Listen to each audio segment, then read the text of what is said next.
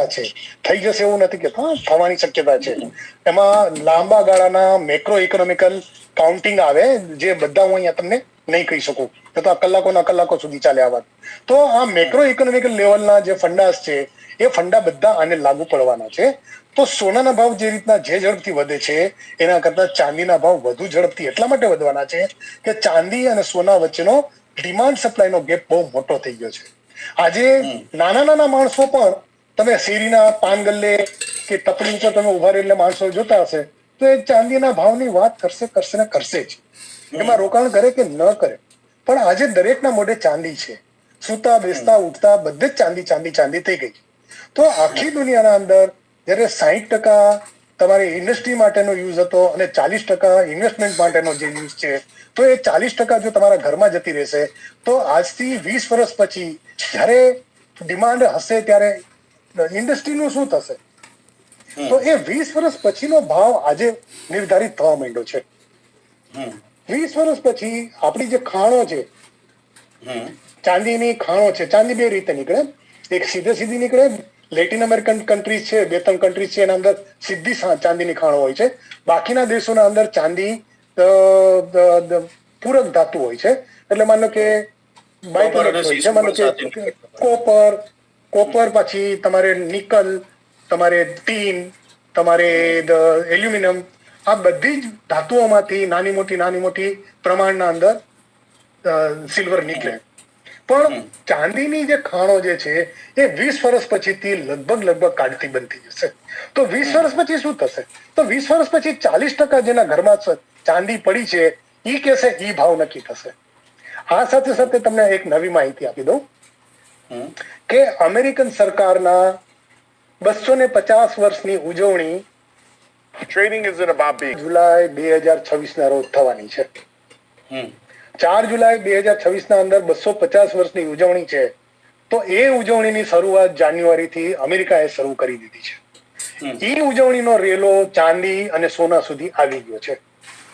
કઈ રીતે આવ્યો છે હું તમને કહું કે અમેરિકન ગવર્મેન્ટની મિન્ટે, સરકારી મિન્ટ કહેવાય જે ચાંદીના સિક્કા છાપતી હોય, એ મિન્ટે અમેરિકન કમોમરેટ 250 years કમોમરેટ, ઇન્ડિપેન્ડન્ટ કમોમરેટ એટલે યાદગીરીના સ્વરૂપના અંદર સિક્કાઓ ઢાળવાનું શરૂ કરી દીધું છે.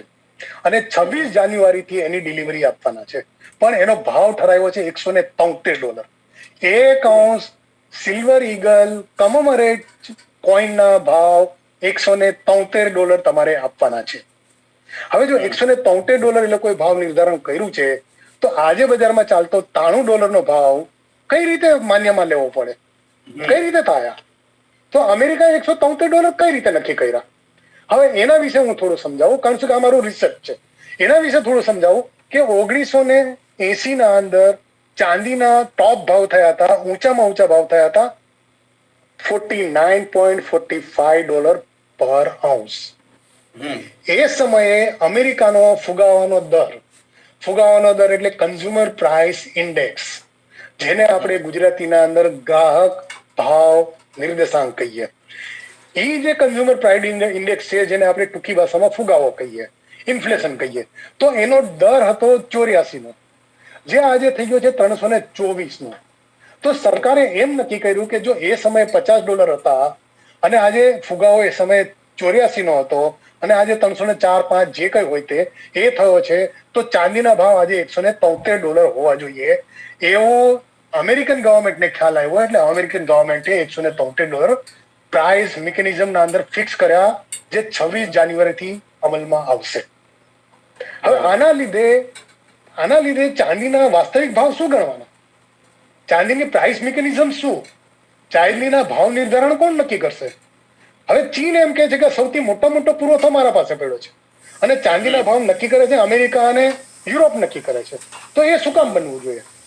તો ચીને વાંધો લીધો છે અત્યારે, અને ચીને પોતાને ત્યાંથી નિકાસ બંધ કરી દીધી અને વર્લ્ડમાં ચાલતા ભાવ જે છે એનાથી $10-15 પ્રીમિયમમાં વેચવાનું શરૂ કર્યું.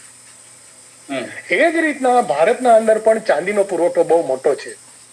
MCX ના અંદર ગઈકાલે $10,000 પ્રીમિયમ હતું. 1 કિલો ચાંદીનો સોદો કરો તો તમારે $10,000 પ્રીમિયમ આપવાનું હતું. તો ચીને જો મને કે પ્રીમિયમ લીધું હોય તો આપણે પ્રીમિયમ શું કામ ન લેવું જોઈએ? ભારત શું કામ પાછળ રહી જાય? તો ભારતે એ પ્રમાણે ભાવ છાપવાનું શરૂ કર્યું, એ પ્રમાણે ભાવ નિર્ધારણ કરવાનું શરૂ કર્યું. તો ભારતીય ભાવ બરાબર છે.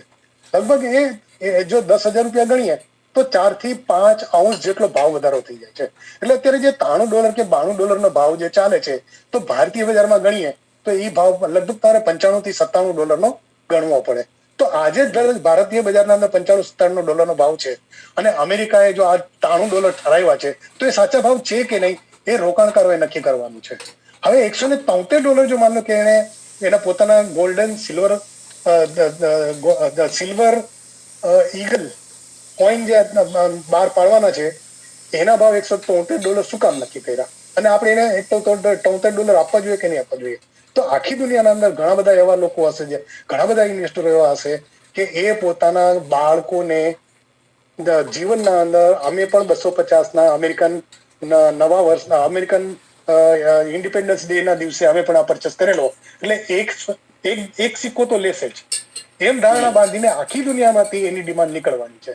હવે મેં ઇન્ક્વાયરી કરી આની કે ભાઈ ભારતના અંદર અથવા તો એ જે સિક્કો બહાર પડવાનો છે $173 એનો ભાવ અત્યારે શું છે? તો જેટલી વેબસાઇટો છે જે વેચવાની છે, જેણે અમેરિકન મિન્ટને ઓર્ડર આપીને રાખ્યા છે અને એની ડિલિવરી આવવાની છે, એની ડિલિવરી જ્યારે આવે ત્યારે, પણ અત્યારે એ અમેરિકન સિલ્વર ઈગલનો ભાવ $203 થી $205 કોટ થઈ રહ્યો છે. હવે આ બધી વસ્તુઓનો તમે ધ્યાન રાખો. ડિમાન્ડ અને સપ્લાય 20 વર્ષના તળિયે જતી રહી છે. 20 વર્ષ પછી પ્રોડક્શનના અંદર ખૂબ ઓછું પ્રોડક્શન થવાનું છે. તો 20 વર્ષ પછી તમારા પાસે જો ચાંદી હશે તો સોનાના ભાવ કરતા પણ ચાંદી તમને વધારે વળતર આપશે. ભાવ વધારે નહીં આપે, હું વળતર વાત કરું છું. ભાવ અને વળતરમાં ફરક છે. નફો અને પ્રાઇસ આ બંનેમાં ફરક છે. તો તમને ચાંદી મોટું વળતર 20 વર્ષ પછી આપવાની છે સોના કરતા. તો આજે તમે જો એક રોકાણકાર છો, તો રોકાણકાર તરીકે શેમાં ઇન્વેસ્ટમેન્ટ કરવું જોઈએ એનું સામાન્ય નોલેજ તમારા પાસે આવી શકે છે. તમે ગણતરી કરી શકો છો. હું કહું છું એટલે આ કરવાની જરૂર નથી. You count it.